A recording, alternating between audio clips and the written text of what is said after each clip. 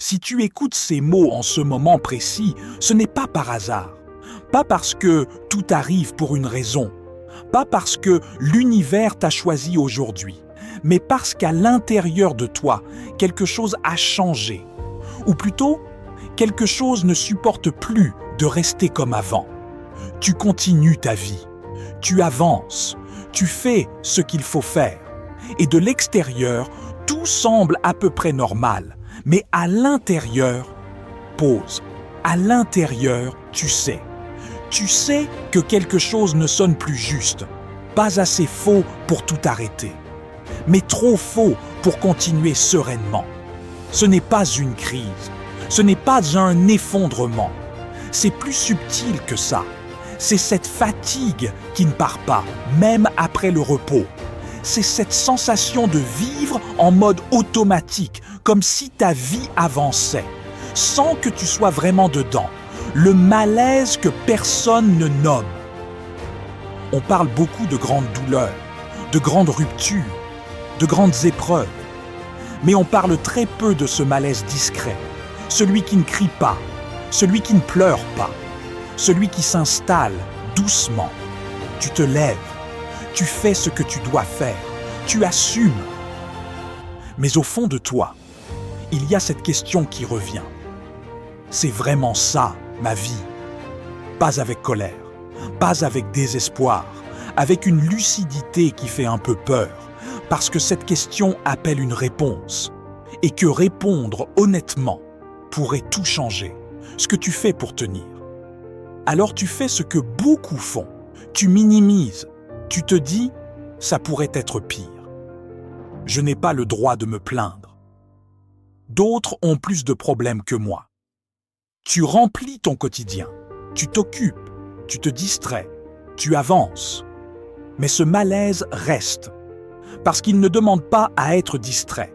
Il demande à être écouté. Une vérité essentielle. Laisse-moi te dire quelque chose d'important. Ce malaise n'est pas une faiblesse. Ce n'est pas un manque de gratitude.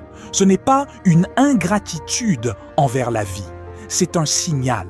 Le signal que tu as évolué, que tu as grandi intérieurement et que ta vie actuelle ne reflète plus complètement qui tu es devenu.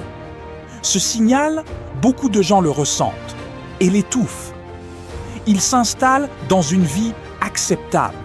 Ils s'adaptent. Ils survivent. Mais toi, si tu es encore là à écouter, c'est que tu n'y arrives plus. Et c'est une force. Le moment du miroir. Il y a souvent un instant précis, un regard dans le miroir, un silence avant de dormir, un moment seul. Et cette phrase que tu n'oses pas dire à voix haute, « Je vaux plus que cette vie-là ». Pas plus que les autres, pas mieux que les autres, juste, plus que survivre, plus que me trahir, plus que remettre mes rêves à plus tard. Cette phrase te fait peur parce qu'elle implique une responsabilité. Si tu vaux plus, alors quelque chose doit changer. La peur est normale. Changer fait peur. Pas parce que tu es faible, mais parce que changer, c'est quitter quelque chose que tu connais, même si ça te fait souffrir. Ton cerveau préfère une douleur familière à une liberté incertaine. Alors il te protège, il te murmure « Attends encore ». Ce n'est pas le bon moment. Tu verras plus tard. Mais écoute bien ceci. Le « plus tard » est souvent une peur bien habillée. Le mythe du bon moment. On t'a appris que pour changer, il fallait être prêt, motivé, sûr, confiant. Mais la vérité est plus simple. Personne ne se sent prêt avant un vrai changement. Les gens qui transforment leur vie ne commencent pas pleins de certitudes. Ils commencent fatigués d'attendre, fatigués de se trahir, fatigués de faire semblant. Et un jour, quelque chose bascule. Pas un cri, pas une explosion, une phrase calme. Je ne peux plus continuer comme ça. Ce moment est précieux. Ce moment où rester pareil commence à faire plus mal que changer. Ce moment est rare. Beaucoup de gens le ressentent et l'ignorent. Ils retournent à leur routine, Ils s'adaptent, ils survivent. Mais toi, si tu es ici, c'est que tu es à ce seuil. Et ce seuil, ce n'est pas la fin, c'est le début. Tout nouveau départ commence ainsi, pas par une grande décision spectaculaire, pas par une performance, mais par une honnêteté intérieure. Je mérite une vie dans laquelle je me reconnais. Il y a un moment dans la vie dont on parle très peu, parce qu'il ne fait pas de bruit, parce qu'il ne se voit pas, parce qu'il ne ressemble pas à une crise. Et pourtant, c'est souvent là que tout commence. Ce moment, c'est quand tout semble aller à peu près. Tu avances, tu fais ce qu'on attend de toi, tu assumes tes responsabilités. De l'extérieur, ta vie paraît normale, mais à l'intérieur, quelque chose se crispe, un inconfort discret, persistant, silencieux, pas assez fort pour tout arrêter, mais trop fort pour être ignoré. Quand tu continues, mais que tu n'es plus là, tu continues par habitude, par devoir, par peur de bouleverser l'équilibre. Tu te lèves, tu travailles, tu réponds aux messages, mais tu fonctionnes plus que tu ne vis. Et parfois, sans prévenir, une pensée traverse ton esprit. Ce n'est pas censé être comme ça.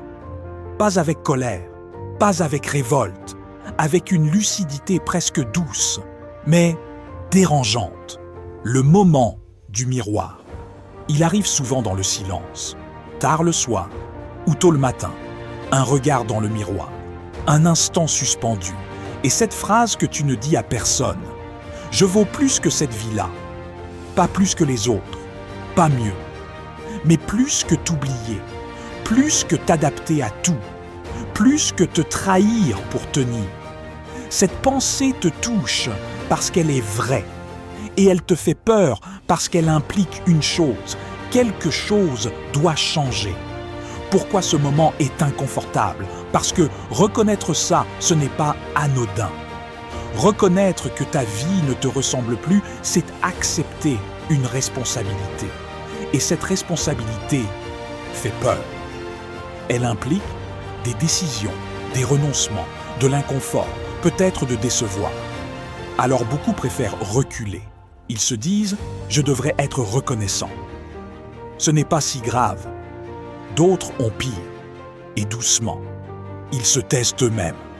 Le mythe du bon moment. On attend le bon moment, la bonne énergie, la bonne version de soi. Mais laisse-moi être honnête avec toi. Le bon moment n'existe pas. Si tu attends d'être prêt, tu attendras toute ta vie. Les gens qui changent profondément ne commencent pas confiants. Ils commencent fatigués d'attendre, fatigués de se mentir, fatigués de survivre. Tomber n'est pas échouer.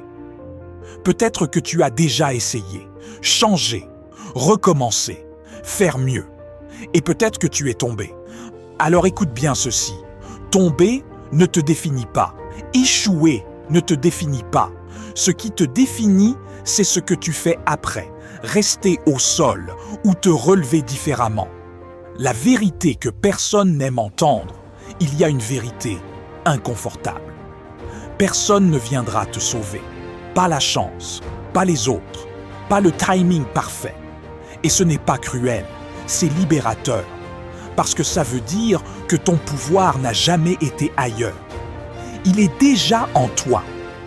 La décision invisible. Les vrais tournants ne sont pas spectaculaires.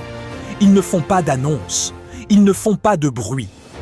Ils commencent par une phrase silencieuse. Je ne peux plus continuer comme ça. Puis une autre, je me choisis. Même sans tout comprendre, même avec peur. Se choisir, vraiment. Se choisir, ce n'est pas devenir égoïste. C'est arrêter de se nier. C'est dire ma santé compte, mon respect compte, mon équilibre compte. Ce n'est pas une fuite. C'est un retour à soi. Le courage discret. Le courage, ce n'est pas l'absence de peur. C'est avancer avec la peur, faire un pas, puis un autre, sans certitude, sans garantie.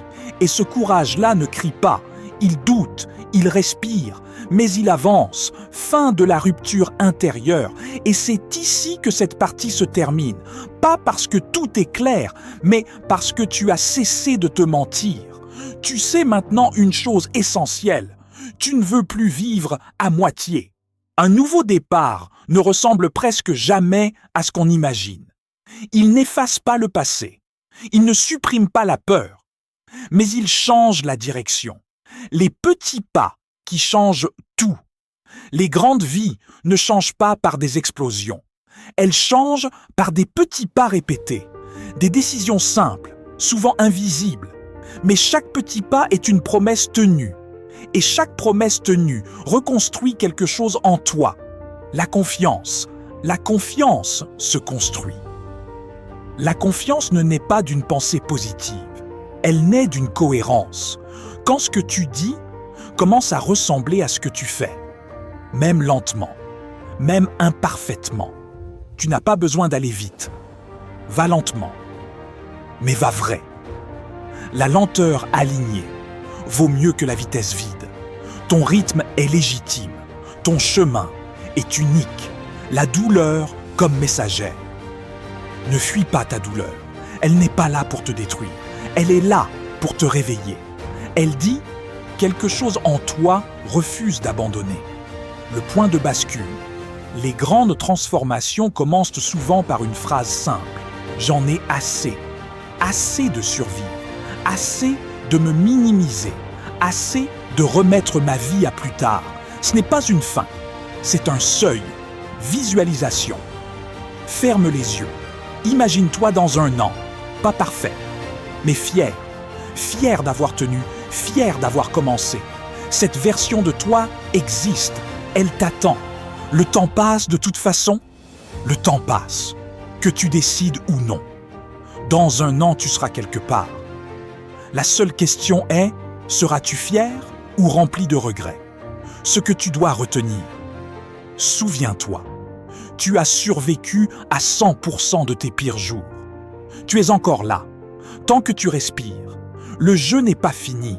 Aujourd'hui n'est peut-être pas un jour ordinaire. C'est peut-être le jour où tu as cessé d'attendre. Nouveau départ. Même personne. Nouvelle décision.